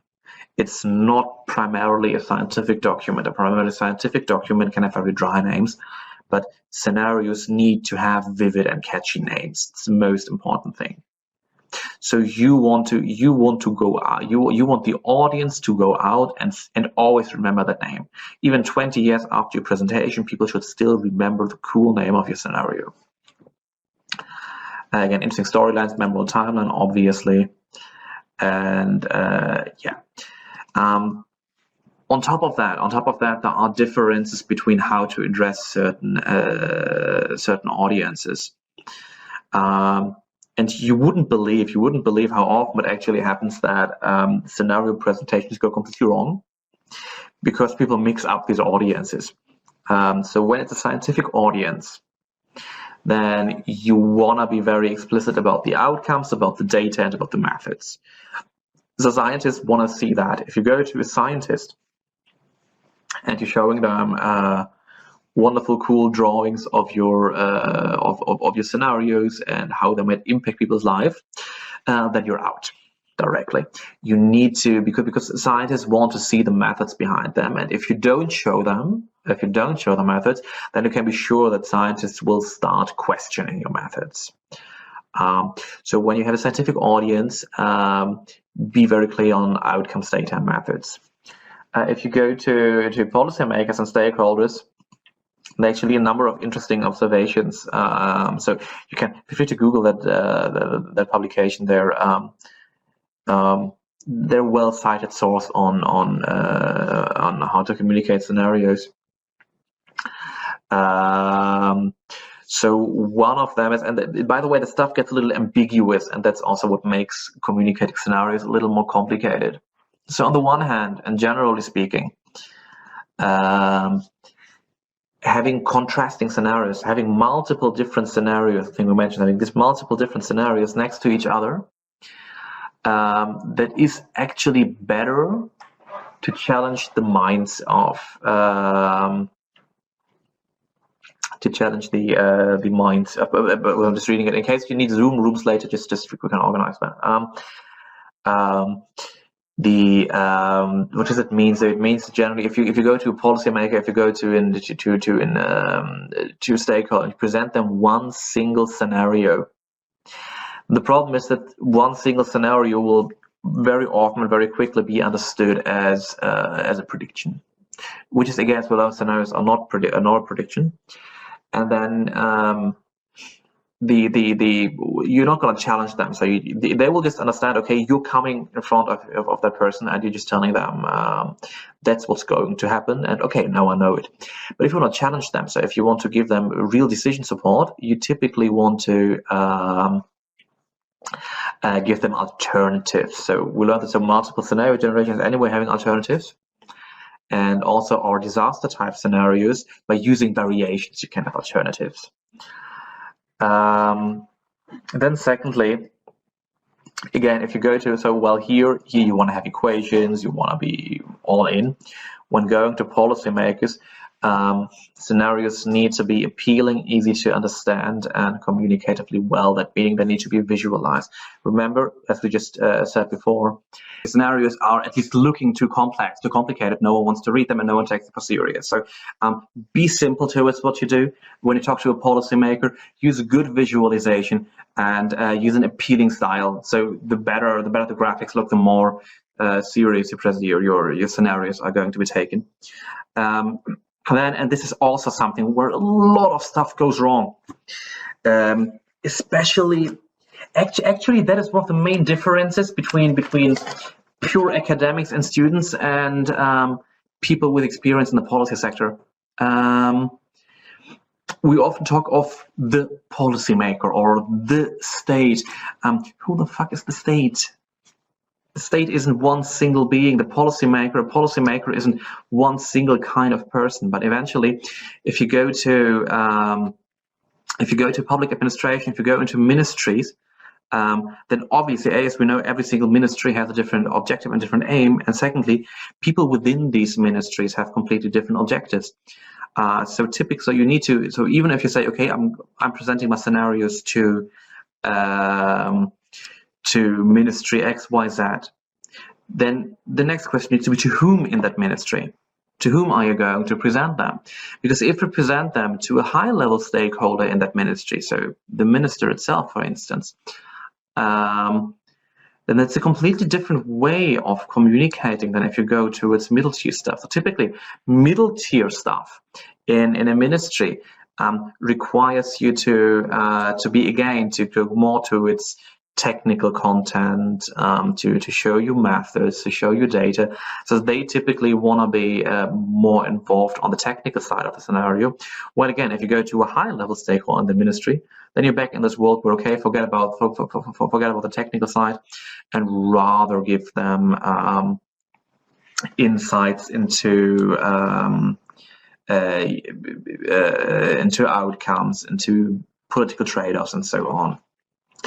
And then lastly, be sure to stress what you actually want to do with that. So you need to stress from the beginning that scenarios are a decision support tool. And you shouldn't, and here's an important point, you should make that stuff explicit, right? So, I mean, obviously from your scenario, you can learn stuff, otherwise you wouldn't do that. But you should leave at that. You shouldn't just present the scenario and then say, yes, okay, dear policymaker, you now understood that scenario A, B, C, now do whatever the hell you want. But actually, you need to present them the explicit trade-offs. And again, the more precise, the more explicit you are, the better it is.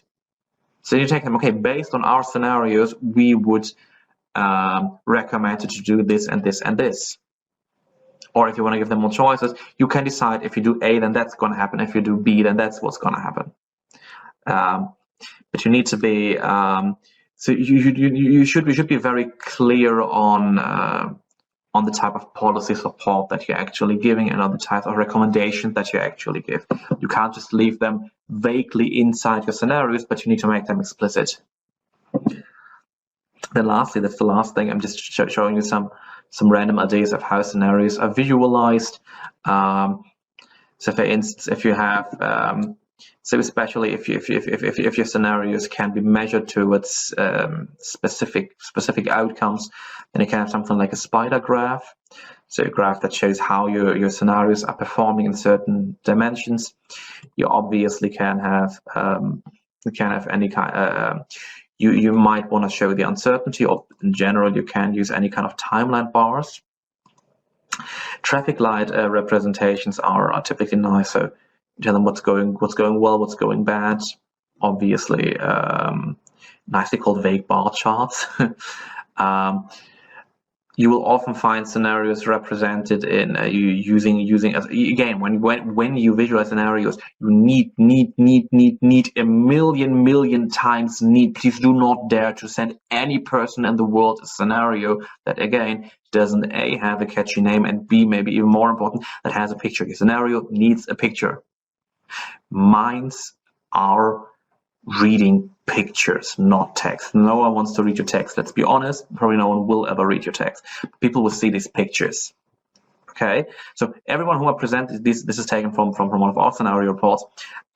Even I myself, to be really honest, when I think about the scenarios, I'm not directly I'm remembering this picture before I remember the title of that one, and I remember both of them far before actually thinking of what the hell the storyline was. Okay, catchy title, catchy picture for all of your storylines. Something else which you see, this is obviously quite sophisticated, but you increasingly see you can obviously put a lot of or present a lot of detail using online tools or something like this, right? So think of you can have online dashboards that show different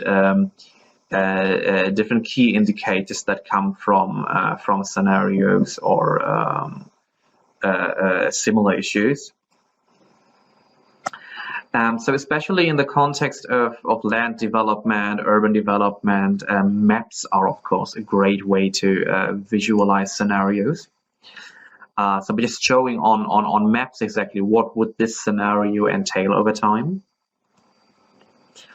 If your scenarios are very abstract in a political way, for instance, then you can think of coming up with small charts to make the visualization easier.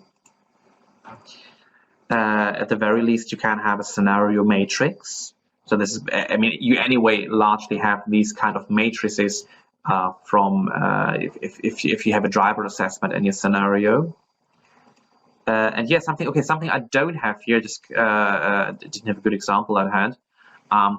Something that's also increasingly popular. So especially if you're you can always think of your audience. I mean, you always need to consider. So the optimal visualization depends on your audience. So if your audience is, for instance, if you have local communities as your audience, then an increasingly popular method is to use drawings, kind of. So to think of, okay, which world does my scenario depict? So if I have scenario A, B, C, and then you think, okay, which worlds do scenario A, B, and C depict? And then you let local artists draw pictures concerning many different local elements that would let local directly understand what exactly that scenario entails.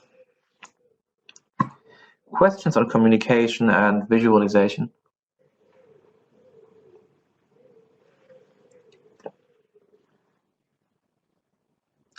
Okay, so from my point, I mean, we could obviously I could talk about a million other things, but I think it's actually best to leave it at that. Let me maybe give you a brief recap of what we've done. So yesterday, let me give a brief recap. I think this is actually quite a good idea. So we started out yesterday by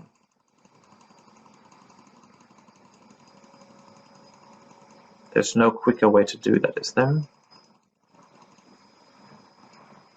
No, there's not. Okay, so yesterday started out to talk about scenarios by by understanding that, okay, we need scenarios in order to assess this very volatile and complex world that we live in, and foresight being one central tool to do that. Scenarios try to go towards or system two thinking. The scenarios and making scenarios is a method that makes us use our minds beyond simple heuristic thinking. We talked about different cognitive biases to be the main reason why we need such methods. Towards scenarios, so we said that again, scenarios started especially in the 1950s. Scenarios are, again, please don't forget that by no means predictions of the futures. I'll repeat, scenarios are not predictions of the futures, but they are counterfactual statements about the future. So scenarios, we define scenarios as being one particular pathway from today until a given final state in the future. We learn, for instance, the difference between explanatory and normative scenarios, as well as trend risk and shock risk scenarios. And then we had a very closer look at two different things. So we looked at developing multiple scenarios as one big field of methods, which started with looking at key assumptions. So what are the rules of the game? What are the underlying assumptions I have for my work? Then going on to creating drivers, so capturing the uncertainty that drives whether a system goes in one direction or the other. And then we started to go towards alternative futures, so to establish the future as what happens if two drivers, if these two variables realize in a certain way. And then we said we can go towards multiple scenarios by combining multiple alternative futures. And then when looking towards disaster event scenarios, so we said disaster event scenarios, they often or typically use numerical simulations in the background.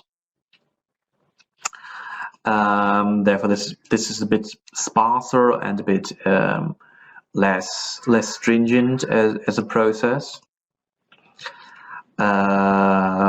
So we said the process of at least as a process starts out by scoping the risk, conducting background research, framing scenarios, developing candidate scenarios, developing narratives, assessing impacts, communicating, and evaluating.